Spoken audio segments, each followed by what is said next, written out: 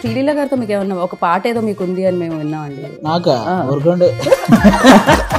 ఈ స్క్రిప్ట్ మీరు రాసుకుంటారా లేకపోతే మామూలుగా వచ్చేస్తారా? వాళ్ళకి నాకు కొంతమంది హీరోలు అంటే ఇష్టం, దాంట్లో ఈయన ఒకడు. లేదు నాకు ఒక క్రేజీ క్రేజీ థింగ్స్ అని భలే ఉంటాయి ఇలాంటి అడగండి మంద ఇదంతా అంతే. అందరికీ నమస్కారం. ఈ అక్టోబర్ 31వ తారీఖున మాస్ మహారాజా మాస్ జాతర వరల్డ్ వైడ్ జరగబోతుంది అనమాట. మరి థియేటర్లో ఈ జాతరని చూడడానికి మాస్ ఆడియన్స్ అందరూ రెడీగా ఉన్నారని నాకు తెలుసు. బట్ ఈ మాస్ జాతర గురించి చెప్పడానికి దీన్ని క్రియేట్ చేసిన డైరెక్టర్, అలాగే దీంట్లో అలా నవ్వులు పూయించిన ఆది గారు, అండ్ ఈయన గురించి ఏం చెప్తాను చెప్పండి. చెప్పాల్సిన అవసరం లేదు, ఆటోమేటిక్గా ఆయన ఫ్రేమ్లో ఉన్నారంటే అది బాక్స్ ఆఫీస్ బద్దలయ్యే ఫ్రేమే అనమాట. సో మాస్ మహారాజా రవితేజ గారు మనతో పాటు ఉన్నారు. ఆలస్యం చేయకుండా ఇంటర్వ్యూ స్టార్ట్ చేద్దాం రండి. హలో అండి. జనరల్లీ ఆలస్యం చేయకుండా ఈ స్క్రిప్ట్ మీరు రాసుకుంటారా లేకపోతే మామూలుగా వచ్చేస్తారా? మామూలుగానే అండి, ఫ్లో వచ్చేస్తా. ఓకే, స్టార్ట్ చేయండి. కాదు, మామూలుగా ఆలస్యం చేయకుండానే ఏదో ఊతపదం అంటూ ఉంటాం, కానీ నిజంగా మీరు వస్తున్నారంటే ఆలస్యమే చేయలేం.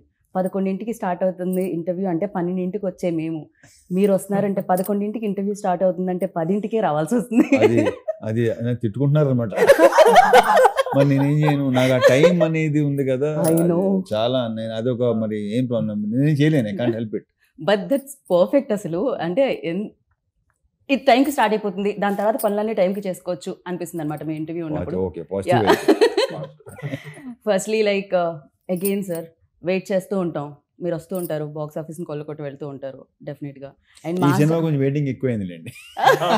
దీని కొంచెం వెయిటింగ్ కొన్ని కారణాల వల్ల, కొన్ని లైక్ ఆల్రెడీ చెప్పాను, ఇంజురీ వల్ల వెళ్ళేది. ముందు సంక్రాంతి రిలీజ్ అవ్వాలి, ఆ తర్వాత సమ్మర్ మే అనుకున్నాం, వినాయక చవితి అనుకున్నాం. సర్లేండి, ఇట్స్ ఓకే. రైట్ టైం అనేది ఉంటుంది కదా సార్. ఆఫ్ కోర్స్, ఇప్పుడు ఏది జరిగిన మన మంచిగా ఏదో అంటున్నాయి కదా. ఎగ్జాక్ట్లీ, ఇదైతే మన మంచిగా సార్. ఇంజురీ అంతా ఓకే కదా సార్? All good, perfect. అయ్యో, అది ఇంజురీ అయిన తర్వాత మళ్ళీ ఫినిష్ చేసిన cinema. Right right. And mass జాతర డెఫినెట్లీ మాస్ మహారాజా, అది ఆడియన్స్ మీ అందరికీ అంటే మీకు ఇచ్చింది, ప్రజల నుంచి ప్రేమతో ఇచ్చింది మాస్ మహారాజా అన్న పేరు.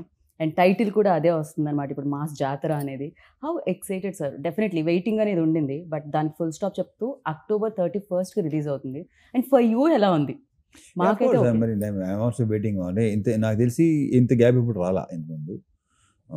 అంటే నాకు తెలిసి సినిమా అంటే స్టార్ట్ అయిన తర్వాత మామూలుగా గ్యాప్ వచ్చి ఉండొచ్చేమో, కానీ ఒక సినిమా స్టార్ట్ అయిన తర్వాత ఇంత గ్యాప్ తర్వాత అనేది first time. But yeah, waiting.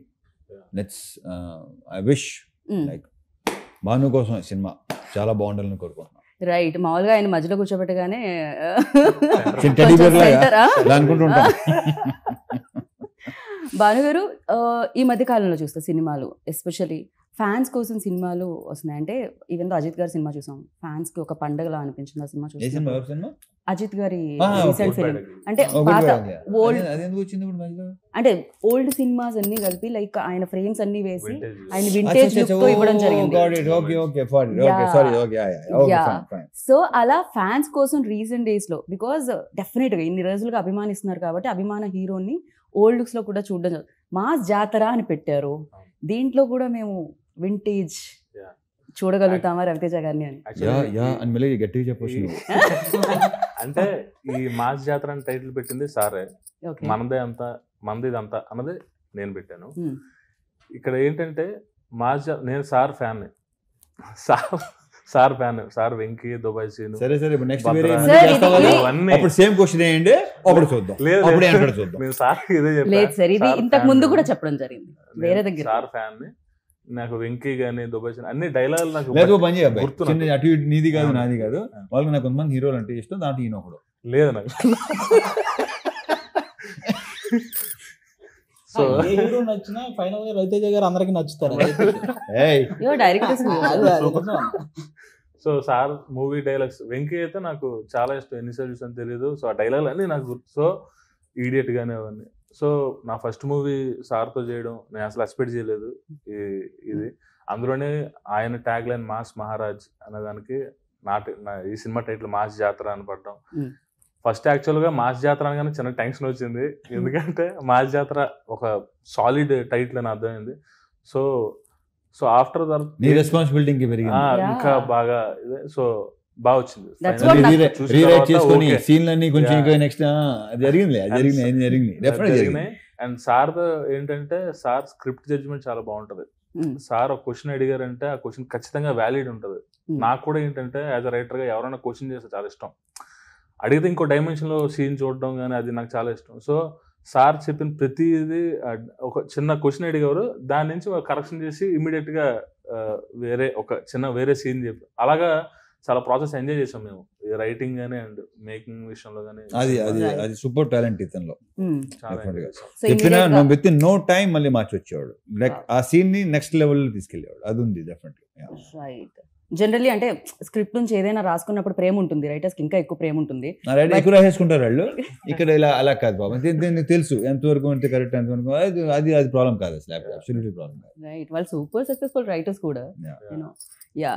అది గారు ఏంటి సంగతి మరి? సంగతులు ఏముంది, మొత్తం బ్రైట్ గా ఉంది, అసలు మామూలుగా లేదు మీ షర్ట్. ఎప్పుడు bright గా ఉంటుంది. ఫ్యూచర్ ఆల్వేస్ బ్రైట్ గా ఉంటుంది, వెండి తెర మీద బుల్లి తెర మీద. ఆ బ్రైట్నెస్ ఇంకొంచెం పెరిగింది అయితే రవితేజ గారితో ధమాకా సినిమా చేసిన తర్వాతే. రైట్. ఆ ధమాకా సినిమాలో అది ఫస్ట్ కదా, మీతో అది ఫస్ట్ కదా. అవును. Okay okay.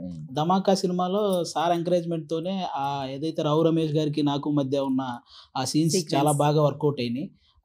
ఆ తర్వాత నుంచి ఆల్మోస్ట్ రవితేజ గారి ప్రెస్ సినిమాలో చేస్తున్నాను నేను.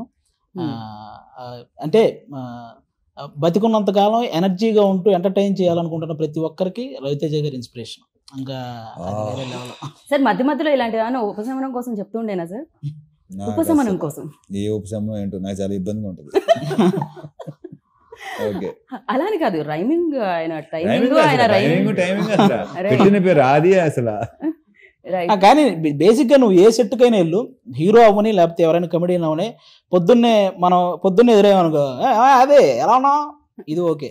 సాయంత్రం ఎలా అంటారు, అది ఓకేనా వస్తాను, ఇది కదా అదే ఎలా ఉన్నావు పొద్దున, మళ్ళీ హీరో గారు సాయంత్రం కూడా అదే ఓకే బాయ్, ఇదే ఎనర్జీ.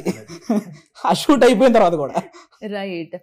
ఆయన టైమింగ్ అమేజింగ్ గా ఉంటుంది, మీ రైమింగ్ ఉంటుంది. మీ ఇద్దరి మధ్యలో ఆ కాంబినేషన్ సీన్స్ ఇందులో ఎలా ఉండబోతున్నాయి? అంటే చెప్పినట్టు చూడండి, చూపించినట్టు ఖచ్చితంగా చాలా చాలా మంచి ఫన్ సీన్స్ చాలా ఉన్నాయి. నేను కానీ అజయ్ ఘోష్ గారు కానీ మా కాంబినేషన్ లో రవితేజ గారితో చేసే ఆ ఫన్ ఎలిమెంట్స్ చాలా ఉన్నాయి. అవి థియేటర్ లో చాలా బాగా పేలుతాయి. రైట్. రవి సార్, లైక్ డెఫినెట్గా ఇన్ని ఇయర్స్, ఇన్ని సినిమాలు, సో బోల్డ్ అని మాస్ ఎంటర్టైనర్స్ మీరు చేయడం జరిగింది. So what is the difference అంటే ఏం చెప్తారు మామూలుగా? సినిమాకి దట్ వేరియేషన్ అండ్ డిఫరెన్స్ అది ఉంటుంది. అండ్ ఈ సినిమాకి బికాజ్ ఇన్ని సక్సెస్లు చూశారు. మా సినిమా అంటే మాస్ మహారాజా అనేవాళ్ళు. సో అలాంటిది ఇప్పుడు మళ్ళీ మాస్ జాతర వస్తుంది. That difference what you find?